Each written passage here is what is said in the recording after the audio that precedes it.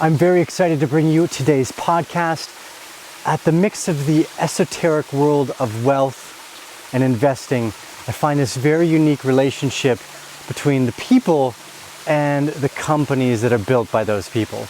David Hornik is a managing partner at August Capital, and his story here in our podcast today, I think, really represents and highlights that kind of eclectic and eccentric wealth of working with the individual and focusing on communities, families, and the people we work with instead of just making money. He's had some fantastic entries and exits into companies you would recognize like GitLab and Fastly, and I'm really excited on the Arcane Bear today to bring you another great podcast guest, David Hornik, ladies and gentlemen. So let's dive right in.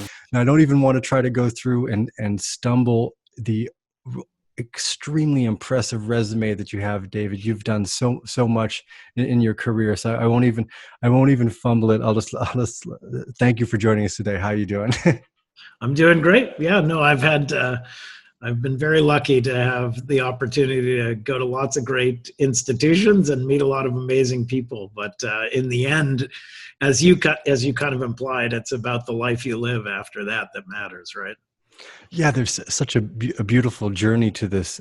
Now, you led some investments in really big companies. The notable ones that our community would recognize would be GitLab and Fastly in the tech and the kind of SaaS software space. Now, I want to dive in with a few more technical questions. I'll leave the fun ones that I have for the last little bit.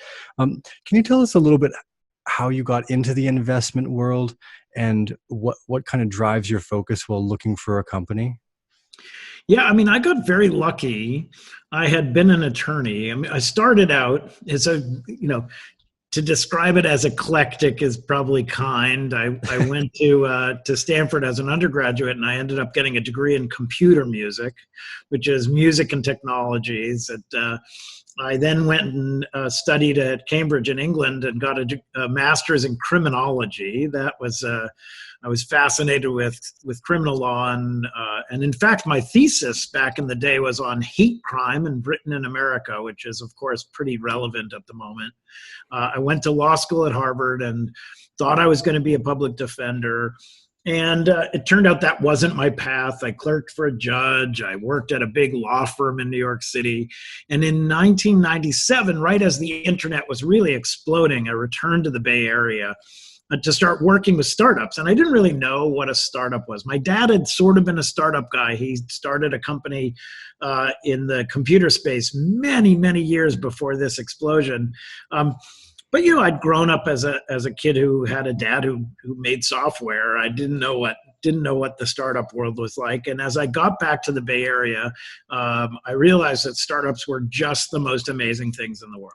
Like just the idea that a group of smart people could see a problem and say, I want to solve this problem. How do we do it? What's the best way? And come up with a great path to it.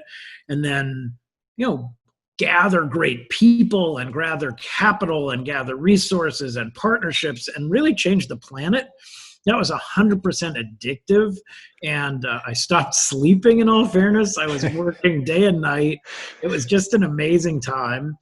And in 2000, after having represented a lot of great companies, my now firm, August Capital, was led by a guy named Dave Marquardt. And Dave was on the board of Evite, a really wonderful company that I had represented. And he got to know me at board meetings. And I was kind of a loudmouth, to tell you the truth. I was sitting at board meetings, and instead of pontificating about the legal matters, I would say, like, you should do this, or how have you met this person? Anyway,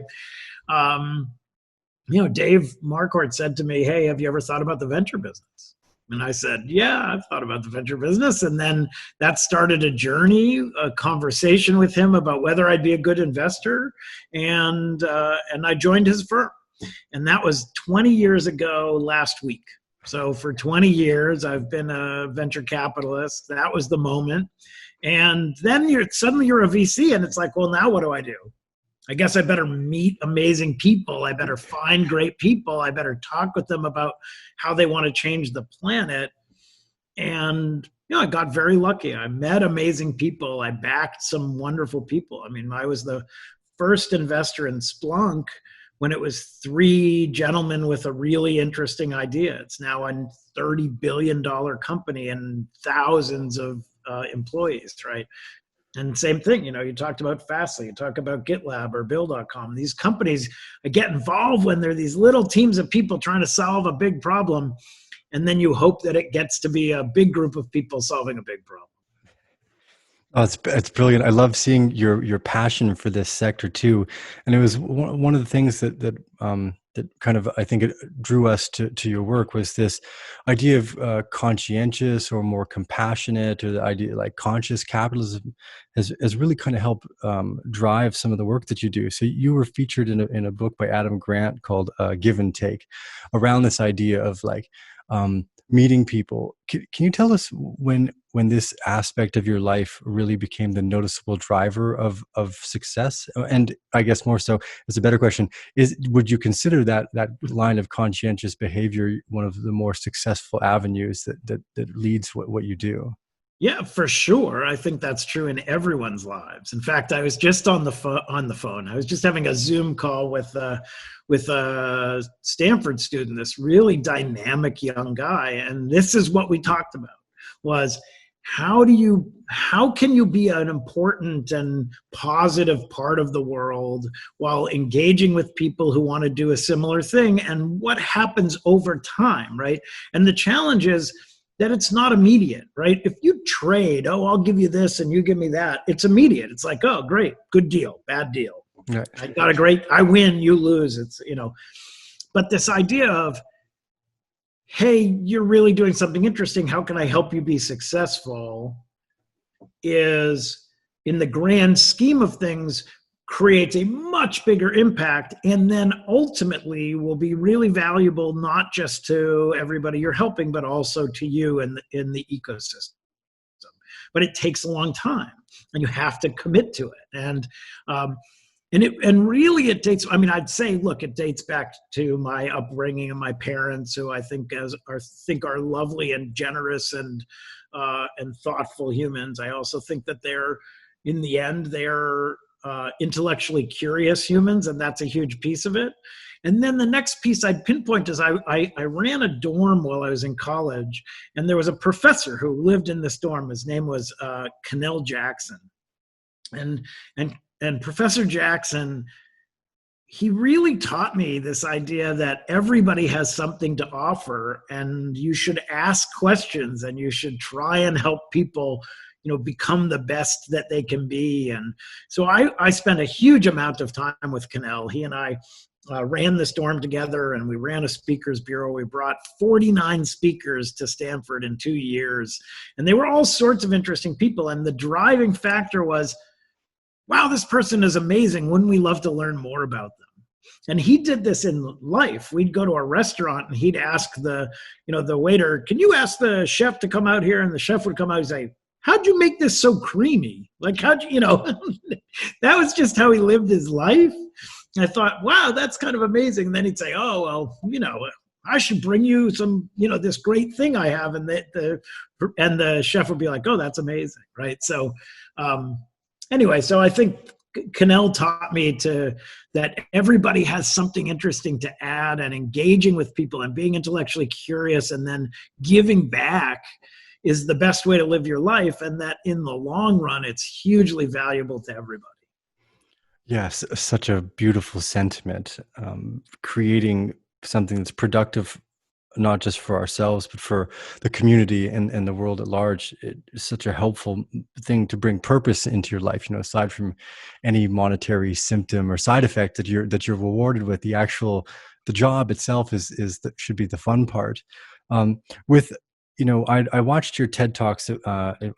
Excuse me if I get this wrong, but it's basically, forgive me if I forget your name or something like this. And you talk about having dyslexia as an entrepreneur. And one of the things this kind of reminded me of, and I wanted to ask you about, was around diversity and adversity in business. I've been reading Nassim Taleb recently, and he pointed out that you kind of want to look for scientists that don't look like scientists. You want the science that doesn't necessarily look like science. When you've such an eclectic resume here. So can you tell us a little bit about your relationship with diversity and adversity and its relation to success as well? Sure. I mean, I think that, look, first of all, I'm somewhat reluctant to talk about it. There isn't any question that, as a white man in America, I have had massive privilege, and then the opportunity to go to these great institutions to then teach at these institutions. I can't speak to the challenges of people of color. I can't speak to the challenges that folks have encountered, and that we're seeing that fissure right now.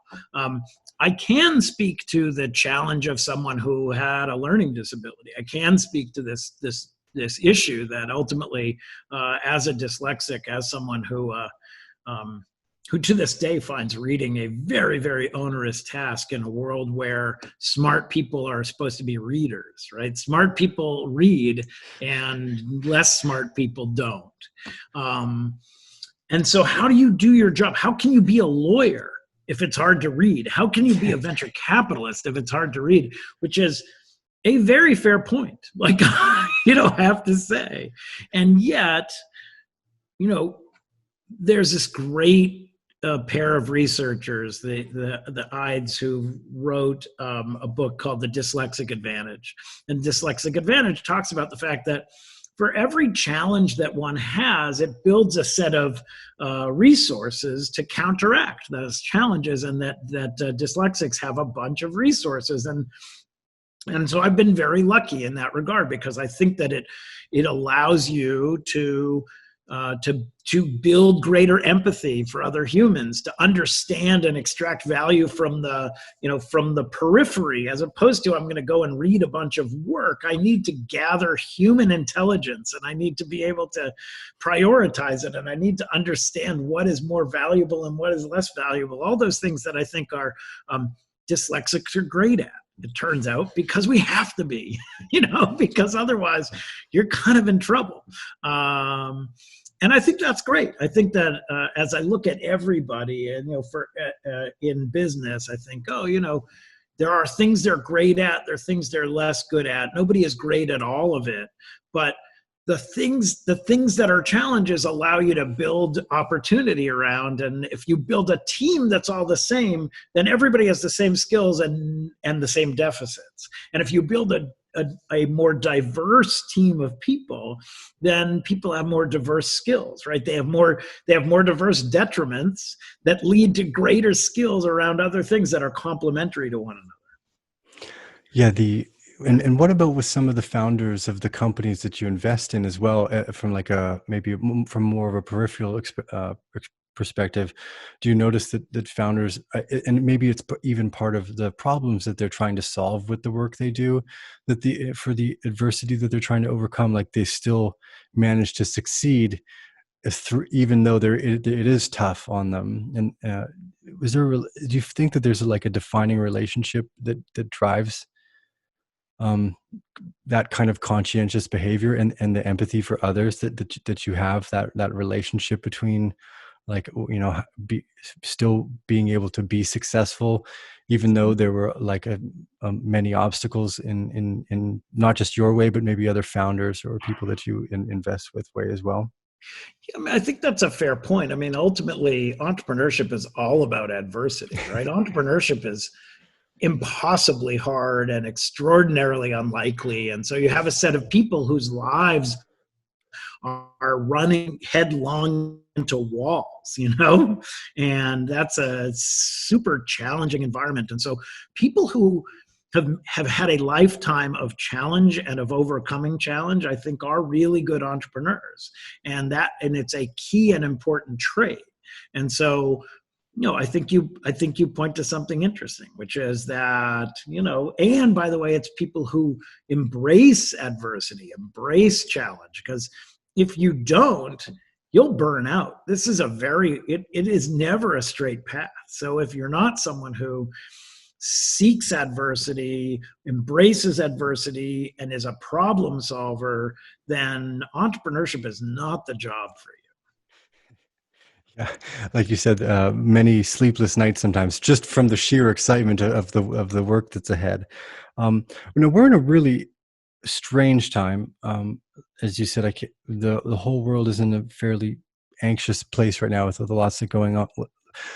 I'm kind of I like to have visions around ideas. I spend most of my time with nature and plants.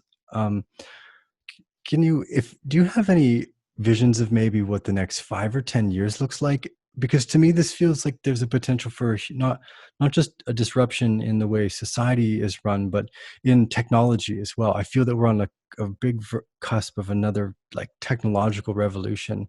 What does the next 5 or 10 years kind of play out? How does it play out in your mind? Yeah, I mean, the first thing I'll say is that entrepreneurs are a much better class of people to answer that question than venture capitalists, right? Venture capitalists are the beneficiaries of the wisdom of the entrepreneurial world, which is lucky. Like that's amazing. Now, having said that, of course, then I'll opine. But if you look at what's happening right now, there are a set of fissures that are just becoming very clear, and there are a set of social structures that are being rethought. There are a set of requirements that are being rethought, and so they have big impacts. They have a huge impact on work. How are companies going to be run and built? GitLab is the largest fully distributed company in the world, 1,500 people in 65 countries. There is no office. And for the longest time, people thought, well, that's crazy, right? Oh, how can you build a business that way? And now everyone is busy trying to figure out how to be a fully distributed business because it's required, but more importantly, people have discovered the efficiency of it. But while doing that, we have to figure out how to overcome the impersonalness of it, right? So as you and I got involved in this conversation, before we even started, we shared views of our current rooms because we're both musicians and we had this opportunity. And in 2 short seconds, it's like, oh, okay, we're kindred spirits. I get that. And and yet technology has the capacity to strip that away. And virtual backgrounds and a virtual face, and suddenly, and so first of all, we have technology is going to accelerate to create greater efficiency, and that's going to be incredibly powerful, and we're seeing it. Then technology is going to have to accelerate to create greater human connection, because if all we do is accelerate the efficiency, we'll collapse, right? It's exhausting. When I had days where I had 7 hours of human connection, 7 hours of meetings where people would come into my office and go for 7 hours, it was tiring, but it was energizing in many ways. When I have 7 hours straight of Zoom calls, by the end of it, I'm just depleted, right? So why is that? What is that distinction? So I see those two things. The technology that's going to make efficiency work, and the technology that's going to bring back humanity to efficiency, those things are coming. The medicine has dramatically changed as people finally have acknowledged, oh, it turns out that I can do a lot of work remotely to determine if you need to come in, if I need to explore something, et cetera. And for the longest time, people thought that was not possible. It's now abundantly clear that's possible. So that, health and mental health and how the health world is delivered is going to be dramatically changed. So I think there are just a lot of these moments. And then to be clear, in the United States, and then as it spreads, globally, there is a moment we're experiencing in time where the fairness of this world and the unevenness of this world on a race dimension, and on a sexuality and gender identity dimension, and on an economic dimension are all becoming very clear, and the world I don't think can continue the way it is. And so I think that we will see a lot of innovation, both social innovation and technical innovation, to try and heal those fissures, because that's where we are today. Yeah, really well said. One of the words there that jumped out was like kind of like the distributed systems. I've been a big fan of things like Bitcoin and blockchain. Do you have a perspective on these types of technologies and their place in the market of the future? I mean, look, distributed systems are amazing, but they're not a panacea, right? The problem when Bitcoin came out is, oh, look at Bitcoin, it's going to fix all the ails of the global economic system, and it's going to whatever. And the answer was no, it's not. Like it has characteristics that are valuable, and it has characteristics that are concerning, right? In the same way, the anonymity of economic exchange creates opportunity, but it also creates real danger. And we're investors in an amazing identity company built around blockchain. I think that that's important. I think that the capacity for humans to better control their identity and their digital identity is valuable. And the blockchain is perfect for that. But there are other ways in which it's just terrible, right? In reality, blockchain is a pretty bad database. It's distributed and has some characteristics that are really valuable. But in other regards, if you need to do a high transaction system, if you have to implement a high transaction system, implementing it with blockchain is a catastrophically bad idea. It's slow, it's cumbersome, etc. So so I always focus on what are the characteristics of a technology that create value, and then how can you exploit that value to create a broader value for a society. And I think there are clearly opportunities there to be had. Yeah, the identity is a really interesting one too. I don't think a lot of people recognize this as being, if you're an American or you live in the UK or Canada or Australia or something like this. But I couldn't imagine what it would have been like to have lived in Vanuatu during a hurricane and you lose your birth certificate or something. Trying to get and then reprove yourself to the government would be just such an astronomically difficult thing to do. Now, obviously, in any form of ownership of identity, there's tyrannical discussions that take into place there. But we just experienced this, which is in the U.S. as we're contemplating voting rights, and there are all these efforts to impose roadblocks to people voting. There was a 104-year-old woman who had been able to vote for years, decades. She had been voting, who was blocked from voting. And the reason she was blocked from voting is that 104 years ago, her birth certificate was not recorded. Right? Here was an African-American woman who had been born at home and there was no document. And so suddenly she has been disenfranchised by virtue of the fact that this chain of identity doesn't string back to her existence 104 years ago.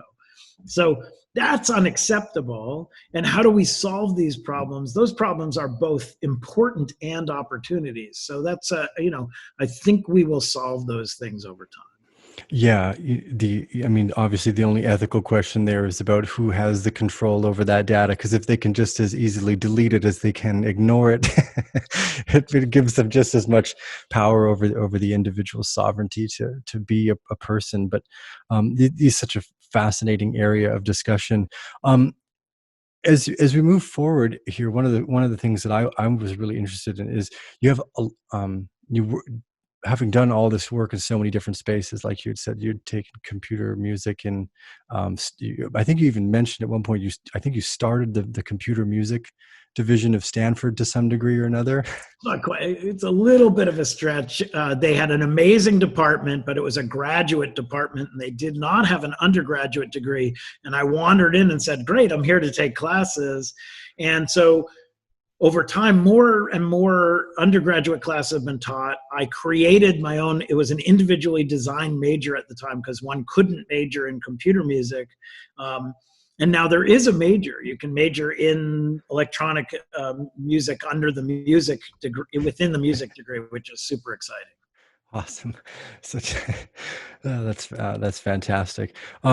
So one of the things here was for me as I've gotten older and I've found like I live in Costa Rica. I've got a private well. I grow a garden here. I've got solar panels. I've been growing ayahuasca on my property for like 6.5 years. And one of the things I've learned as I've got older is being able to make quality decisions that last for a long time. So it gives me more time to, sit out in nature. As a as a as a VC, what's your kind of data like for your what's your day-to-day relationship with your workflow as in comparison with what you normally do? Like how closely married have those two become? Yeah. I mean, look, I have to admit that it is a hard thing to separate my life and my work life. They are intertwined so deeply, and they're intertwined in two ways, right? One is that I love what I do, and therefore it takes over my life in every regard. I spend, morning, noon, and night working, which to some is a depressing thought. Like, I think there are plenty of people who think, oh, I work so that I can afford to do the things I love. I love working, and therefore I get to do the things together. The other thing that's been very, very lucky is that this is a job in which I get to decide the people with whom I work and the people with whom I interact. And as a result, I feel like my everyday ecosystem is with amazing people who I think of as not just colleagues, but as friends, right? Rene Lacerte, who's the founder of Bill.com. I sit on his board. The company's a public company. I've been an investor in 2 of his companies over the last 20 years, and he is an extraordinarily close friend. I would say that Rene is one of my close friends. And so that interrelationship between the business world and the personal world is what makes it so satisfying and fulfilling. It also makes it hard when occasionally you hit a road bump, right? That's a challenge. That's a challenging moment, but I wouldn't have it any other way. So what are some of, as we move forward here in time, obviously we're going to hit a bunch of roadblocks that I'm sure a bunch of us aren't expecting. So getting used to roadblocks is always an important thing down the road. We're in a very, very interesting time. Myself is like like I've grown to kind of think of myself as an investor as I focus and try to understand what that is and how it interacts with my daily life as an entrepreneur and someone who likes being able to have conversations like this, to be able to invite you on the show. It's such a brilliant pleasure for me to be able to grow up in an age where I can try to communicate with, these really interesting people who have such a great stories such as yourself. What's kind of the one, what are some like good tips for advice in terms of like success on that long-term road? Like what kept you motivated to consistently work in this sector? Like for me, I tried to convince my parents to buy Google stock and stuff in the early 2000s. And they're like, nobody buys stuff on the internet. Like I remember I had this whole conversation with my parents, and I look back with them now and we're like, okay, well, I was right. But I mean, having kind of had that interest in things that are moving or like trends my whole life, what's that one driving success that's kept your interest in this space this whole time? And yeah. I mean, I talked about it earlier, which is number one, intellectual curiosity. Like there are people who are perfectly satisfied to not continue to learn. And I'm not here to judge them. That if they are satisfied in a world in which they've learned a set of things and that allows them to live a happy life, more power to them. I'm just not among them, and you clearly are not either, right? There are those of us who think that the way to happiness is to continue to learn, is to continue to hear about great new things, how the world changes, to be exposed to new. I'm an art person. I love art, and I'm fascinated by the evolution of art. And my art world is about what's new, what happened today that didn't happen yesterday, what new piece of art has changed how I'll perceive art, perceive the world. The same thing is true in technology, right? What's new that's changed? And the internet, your observation that the internet was going to change the way that things were bought and sold, et cetera, was an observation based on the curiosity that, oh man, this is different. In the same way that blockchain is going to change things, but how? And Bitcoin is going to change things and how? And telemedicine and so on and so on. So first of all, I think it's just about curiosity, like being excited about the idea that you can learn new things and see new things. But to me, the number one driver of staying engaged and excited and whatever is that it's all driven by humans, right? It's all about human activity. It's all about human behavior. And, intellectual curiosity is about meeting people and having them share with you what they think is interesting and what they're working on and what they think the world will look like. And so ultimately for me, it is a drive to meet the next amazing people, to be a part of their world, to try and engage with them in that regard. And that's been my life for the last 30 years. I graduated from college 30 years ago. And to this day, I'm incredibly close with a group of those people I left college with 30 years ago. I've had this Zoom thing has allowed me to reconnect with a group of friends from my freshman dorm, with a buddy of mine who was my law school roommate, et cetera, over the last very short period of time. That's just an amazing opportunity to stay connected to people, right? To stay connected. And, I had this conversation just yesterday where I connected with a very old friend, and he's working on a fascinating project to rethink the music world. And that was, and he's a person who lives deep in this world, has a huge amount of influence. And so to get to hear how he's thinking about it and how he's restructuring it or whatever is just amazing. And it's amazing because it's technology. It's amazing because it's the change of culture. And it's mostly amazing because it's about how humans are going to create expression and share it in a time when it's very hard to be in the same room. Yeah, I think you pointed something out there that I wouldn't have necessarily noticed, which is that in the technology space specifically, I think we often get caught up on the thing or the stuff instead of the people as a focus, and you're right, it's always about the people. None of this has any value without us here. I mean, there's no such thing as like intrinsic value aside from survival basics, right? So. It's a beautiful sentiment as to, the people, especially in the technology sector where, it's not as many people are as focused on people. They're focused on technology or I would just call it stuff for easy purposes. Now we'll jump into the last little bit. So when we first started this conversation, I think you have more instruments in your house than I do, which is pretty impressive. And you said you're into art. What's your favorite artist and like musician or album, any one of those? I mean, it's always changing, right? I think it's a very I got a mandolin, and then it was like, oh, how can I think about mandolin, and who's the great mandolin player? I'm a bass player, and so if you're a bass player, you probably have heard of and worship Victor Wooten. And Victor Wooten is this amazing bass player, and he played with Bela Fleck. And so I've seen Bela Fleck in concert many times, and yet I'm not a banjo player, but Bela Fleck and the Flecktones are astonishing. I'm a violinist, and so when I got my first electric violin, I was obsessed with electric violin, in which case you have to listen to Jean-Luc Ponty. But after you listen to Jean-Luc Ponty, then you have to listen to Stéphane Grappelli.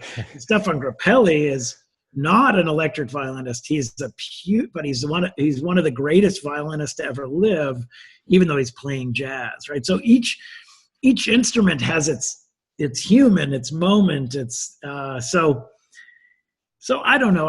It depends on the day. It depends on the moment. What is capturing my attention? What I'm listening to. And I'll tell you this: I actually share a music account with my oldest son, who's a composer. He's a Broadway composer, and he's working on really exciting stuff. And when he adds music, it suddenly appears in my iPhone, and so he has an unreasonable influence on the things that I listen to as they appear, right? Norah Jones had a new album. It immediately appeared on my phone, and it's amazing, right?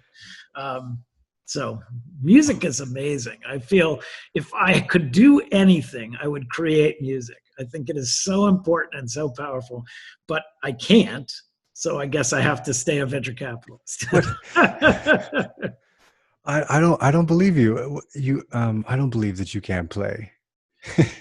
I can't. I can play instruments, but to create music that impacts people's souls, which is, I think, the greatest gift to the planet, is something that there are very few people who can do. It is a gift. You either can do it or you can't, and I can tell you with great certainty, I cannot.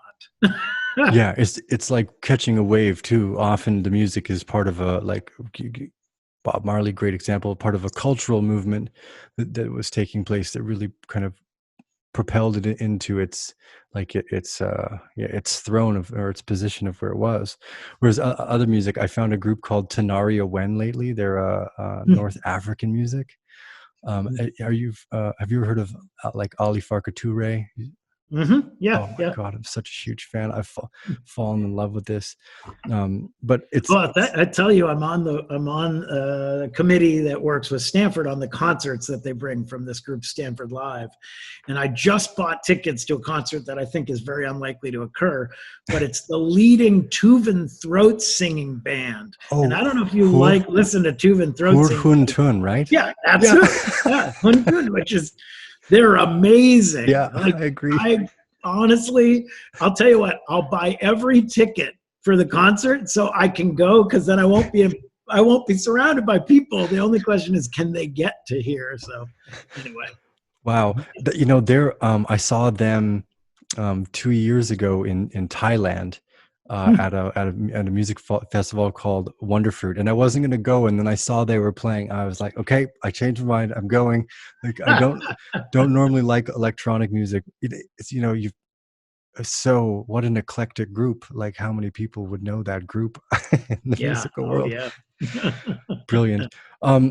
David, we're running close to an hour here. I really love your work. I think it's exciting. And for me, as someone like, who's kind of, I've, played around in a bunch of different spaces, and I own a few different companies that I've started, and some that have failed miserably as well. It's so exciting to see, your passion and your drive for the human endeavor and the human relationship through everything. So I was really excited for the Bear family for pointing us in your direction, and then again for you sharing your time with us. We can find you on Twitter. Where else can the Bear family find you if they want to follow you specifically? Yeah, at David Hornik on Twitter is a kind of, is probably business focused. And then, I put a lot on Facebook that is just more about life and culture and art and others. I need to do more. I started the very first venture capital blog, and it used to exist, with some degree of robustness, and now it's just lingering, sort of wilting on the vine. But that was called Venture Blog, and I had a podcast similarly. But it's time to get back to it. Yeah, I actually had that written down to bring it up, but I had it written right at the very, very beginning.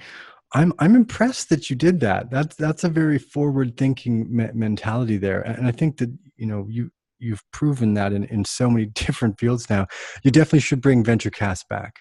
I'm a supporter of that. I'm definitely a follower already, and a supporter of that idea. If I can help in any way, let us know. Again, what I'll try to do is I'll give you a call in a like 6 months to a year from now. We'll have another chat. I'd love to dive in more and see what you work on as things progress too, because I'm going to be really interested in, again, more kind of deep dives on what due diligence looks like for you, and how other people can use some of those focuses to I guess benefit their own lives. Like for me as well, I would have never thought about venture capitalism or even being an investor, but there's an aspect, I think, for everyone in financial education and these types of macro conversations about the appreciation of business and drive. So I'd love to have you back in the future. So we'll stay in touch, David. Is there anything else you'd like to leave us off with? No, it's great. I appreciate it. Fun conversation. Awesome. We'll see you again, Bear Family. Thank you, David, managing Thanks. partner of August Capital, and one of the most exciting people we've had on the show in the last little while. David, very, very, very great to chat with you. Thank you. Yeah, thanks for having me.